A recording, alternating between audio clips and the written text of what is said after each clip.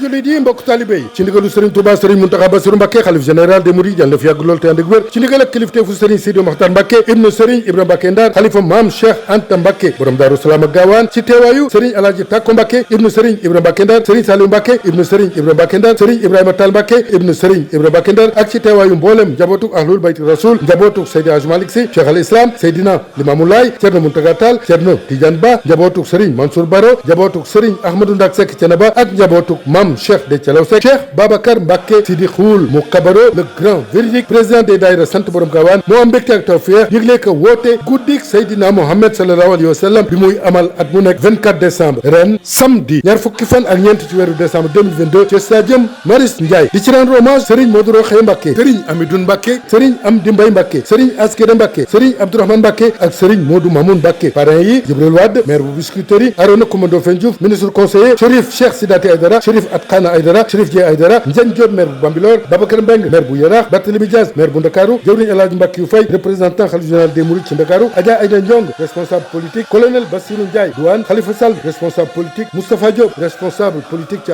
HLM Lat Diop directeur général bu LONASE ak Abdoulaye Dia fondation Sénico ñu di ko yëgal mbooleem julli mbooleem këru diine yi di ko yëgal njiitu réew mi son excellence Macky Sall soxnaam Marème Faye Sall premier ministre Amadou Ba ak président assemblée nationale Amadou Mame Diop bés bango guddik Seydina Mohamed sallallahu alayhi wa sallam di Serigne Babacar Mbacké mu kabaro di amal samedi ñaar fukki fan ak ñeent ci weeru décembre 2022 ci stadium Marius Ndiaye assalaamu aleykum